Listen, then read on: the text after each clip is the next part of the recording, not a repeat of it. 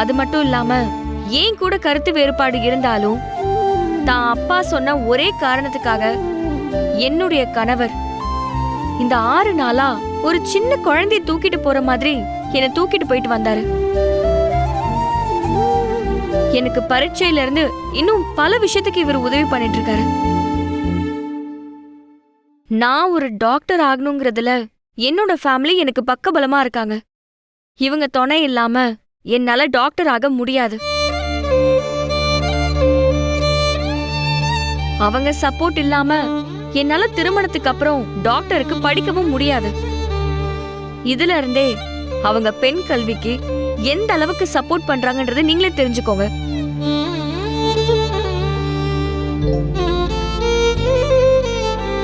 உங்க மனைவிக்கு உங்களுக்கும் கருத்து வேறுபாடு இருக்காமே, அது உண்மையா? ஆமா.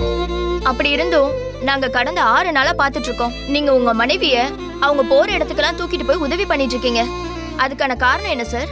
தந்தை சொல்மிக்க மந்திரம் இல்லைன்னு சொல்லுவாங்க. எங்க அப்பா மாண்புக்குரிய அமைச்சர் அவர்கள் இவங்களுக்கு உடல்நிலை சரியில்லாத நேரத்துல இவங்களுக்கு உறுதுணையா இருக்கணும், இவங்க பரீட்சைய நல்லபடியா எழுதணும், எந்த காரணத்துக்காகவும் இவங்க பரீட்சை எழுதுறது தடப்படக்கூடாது, இவங்க டாக்டர் ஆவறதுல எந்த இடைஞ்சலும் வந்துடக்கூடாதுன்னு எனக்கு ஒரு அன்பு கட்டளையா ஆணையிட்டாங்க. என் அப்பாவோட சொல்ல நான் என்னைக்குமே மீறினதே இல்லை. அதான் அவர் கட்டளைக்கு இணங்கி நான் 1 வாரமா இவங்கள பார்த்துட்டு இருக்கேன்.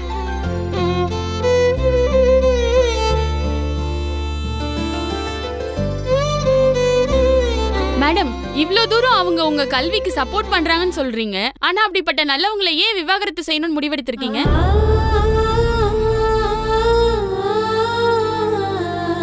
வீணா போனவளுங்க அந்த புள்ளைய மடக்கி மடக்கி கேள்வி கேட்கறாங்களே. அது எங்களோட பர்சனல் விஷயம். அத பத்தி பத்திரிகை கிட்ட சொல்றதுல எங்களுக்கு விருப்பம் இல்லை. மன்னிக்கணும். அது எங்களோட தனிப்பட்ட விஷயம்.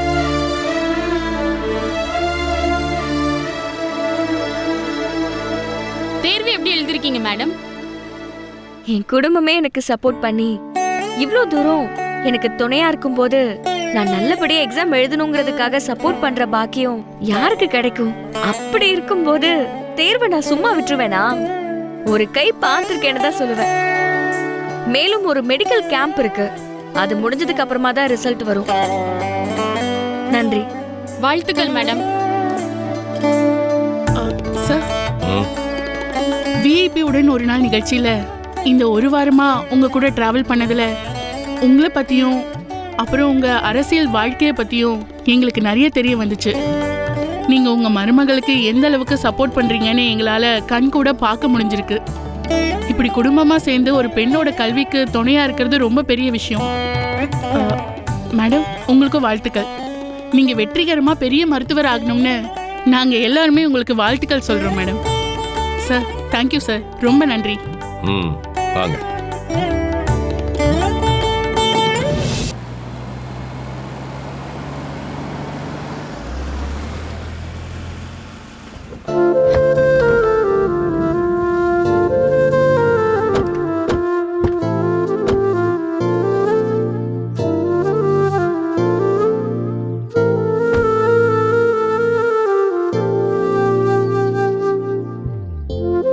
சரி அப்பா, தமிழை கூப்பிட்டு போயிட்டு அவுட் ஹவுஸில் விட்டுருப்பா. சரிங்கப்பா. ஏமா, அவ்வளவுதானே? பரீட்சையெல்லாம் என்னோட முடிஞ்சதில்ல? பரீட்சை முடிஞ்சது மாமா. ஆனா இன்னும் 3 நாள் கேம்ப் மட்டும் இருக்கு. கேம்பா? அப்பா, சிறுமலை பக்கத்துல எங்கேயோ கேம்புக்கு போகணுமாப்பா? சிறுமலை பக்கத்துலயா? ஐயா ராசாங்கம், ஆ? நீ ஒன்னும் அதுக்கெல்லாம் வர வேண்டாயா. சேது இருக்கான்ல, சேது நாங்கெல்லாம் கூட்டிட்டு போயிட்டு வந்துடுறோம். அங்கேயே வேற தங்கணுங்கிறாங்க, நாங்க பாத்துக்கிறோம். நீ ஒன்னும் வர வேணாம். நீ உன் சோழியா பாரியா. சரி, பாத்துக்கிடுங்க. சன்னாசி வா.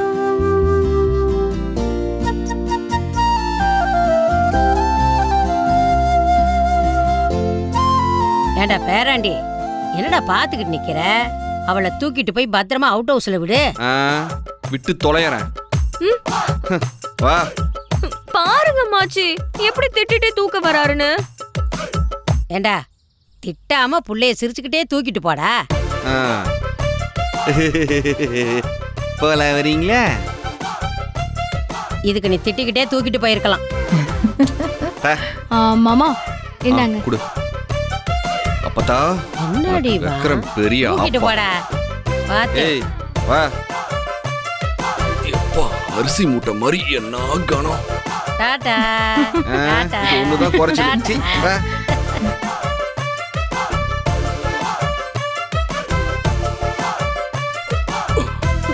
பாத்து.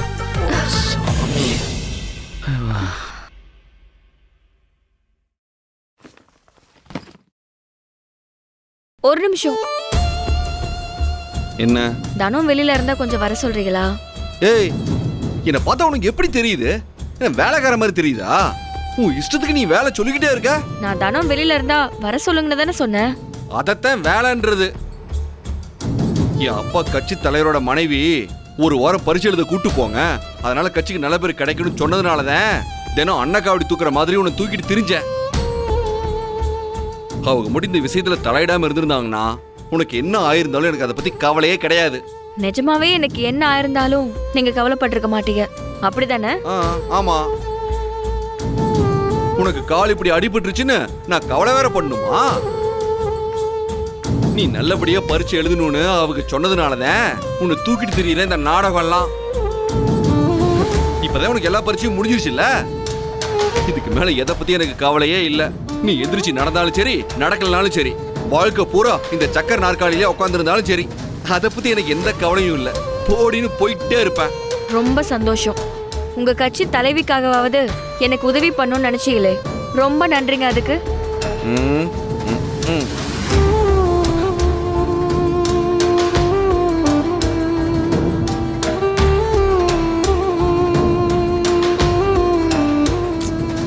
வெடிக்கா, மாமா ஏதோ கோவத்துல பேசிட்டு போறாரு. உன் மேல பாசம் இல்லாம தான் உன்னை எல்லா இடத்துக்கும் கையில தாங்கி தூக்கிட்டு போறாரா? உனக்கு தான் அவரை பத்தி தெரியும்ல. கோவம் வந்தா தேள் கொட்டுற மாதிரி கொட்டிடுவாரு. பாசம்னாலும் அது ஓவரா காட்டுவாரு, கோவம்னாலும் அது ஓவரா காட்டுவாரு. நாம தான்க்கா இதெல்லாம் பொறுத்து போகணும். நான் ஒன்னும் இதுக்காகலாம் வருத்தப்படுறேன்னு சொல்லவே இல்லையே. நீ ஒன்னும் உன் மாமாவுக்காக வக்காலத்து வாங்கிட்டு வராத. குடிக்க கொஞ்சம் தண்ணி எடுத்துட்டு வா போ. ஆவுனா கோவம் ஆயிடு.